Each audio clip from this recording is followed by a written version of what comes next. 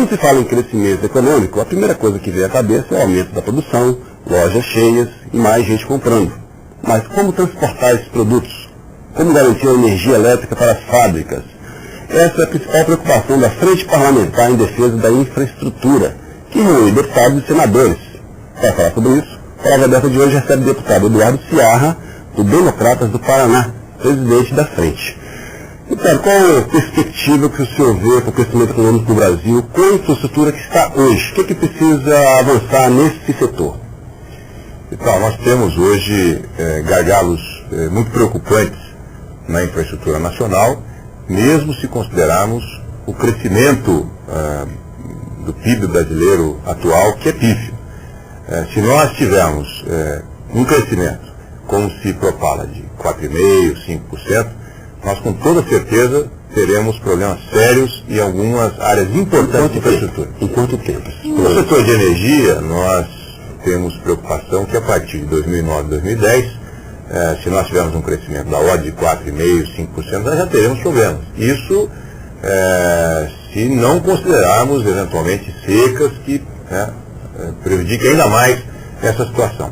E energia, quando você fala em crescimento da economia de 4%, por exemplo, você tem com toda certeza um crescimento da energia da ordem de 50% mais que isso. Então você precisaria crescer 5,5% a oferta de energia para atender a demanda desse crescimento. Como é que o senhor vê a aprovação da licença ambiental daquelas usinas do Rio Madeira, as hidrelétricas do Madeira, e como é que o senhor vê a ideia do governo de investir em energia nuclear com a retomada de Angra 3, dentro desse contexto? É suficiente para os próximos anos? Falta muito ainda em relação à energia, só para começar com a energia. Com relação à energia, as hidrelétricas do Rio Madeira, o licenciamento ambiental demorou muito além do que deveria e que o próprio governo imaginava, alguns segmentos do governo imaginavam. Então, na melhor das hipóteses, essas usinas estarão operando em 2013. Na melhor das hipóteses. Eu acho que não apagão em 2011. Isso. Então, a necessidade de nós termos outras fontes de energia que não são baratas, como é a questão da própria energia térmica, energia nuclear, mas se faz necessária, fundamental. Eu, particularmente, entendo que o governo tinha que ter se posicionado com relação à Angra 3 há muito mais tempo. Há 3 anos, por exemplo, o governo já está um pouco atrasado essas medidas. Com certeza, porque, enfim, já se tinha uma previsão dessa natureza. A questão energética, para a gente focar bem. Nós tínhamos uma folga, o que é considerado folga, né? Uma folga no sistema para que você evite apagões. Essa folga que era ao fim da última crise, vamos considerar isso, início de 2003, nós tínhamos uma folga no sistema de 20%. Essa folga hoje caiu para 8%. Porque o país está crescendo. O país cresce naturalmente, né? E os investimentos em geração de energia não têm crescido. Então hoje nós precisaríamos incentivar tantas outras fontes para atender à necessidade imediata. Isso não vai trazer, vamos dizer, energia barata, mas melhor do que não ter energia barata é não ter energia. Como é que foi bem nesse contexto também a questão do gás da Bolívia? Porque a Bolívia agora passou a ser um parceiro que deixa o investidor um pouco inseguro. O senhor acha que o Brasil, com a dependência que tem hoje do gás da Bolívia, também nessa área, nós corremos risco? Sem dúvida. A Bolívia é um parceiro muito amigo, né? Isso. E nós estamos, vamos dizer, já dentro desta realidade, enfim, da falta de segurança na negociação com a Bolívia, também é mais um fator que contribui para essa preocupante falta de energia que não vai trazer problemas nesses próximos 2 anos, mas com certeza a partir daí nós teremos dificuldades sérias na área de energia. Vamos falar agora de outro aspecto do setor de infraestrutura, que é o transporte. Por exemplo, o senhor também é representante do setor da economia, do agronegócio, que se não tiver estradas boas, ou se não tiver estradas mais viáveis, o produto deixa até de ser competitivo no exterior. Como é que é a situação hoje das estradas para o produtor rural, para o produtor exportador, por exemplo?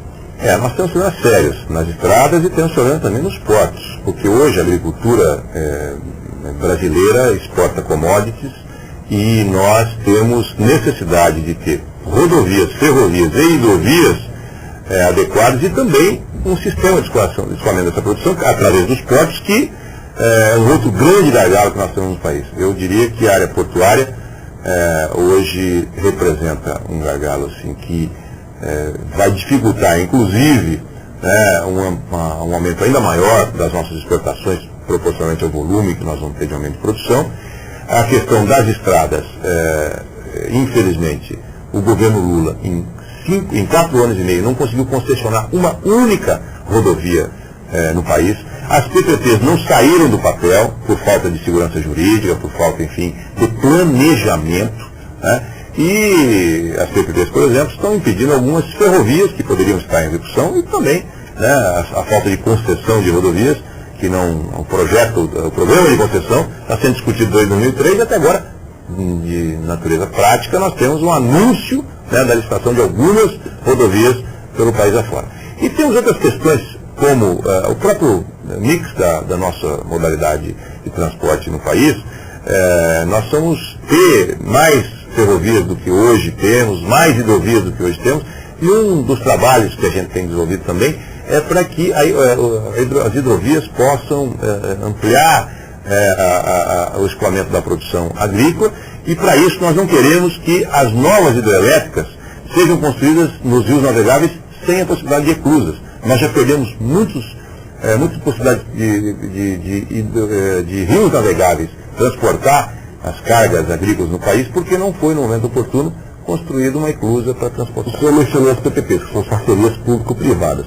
Qual o papel da iniciativa privada nesse tipo de investimento? E por que a iniciativa privada não está sendo atraída, não está jogando dinheiro nesse tipo de investimento para melhorar, inclusive, o setor de infraestrutura? Por que está acontecendo?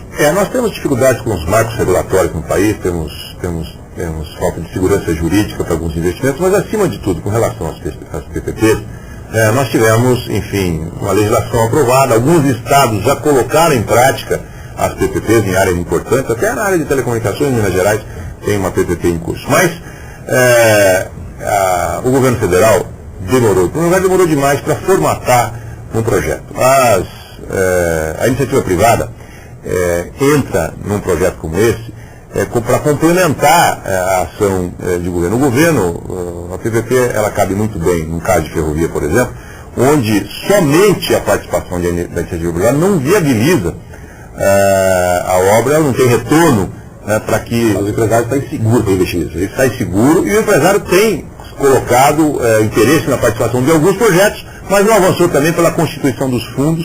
Falta, enfim, no Brasil, ainda por parte do governo federal, uma definição clara com relação à sequência das PPPs. Não temos nenhuma ainda em curso. E qual o balanço que o senhor faz, por exemplo, do PAC?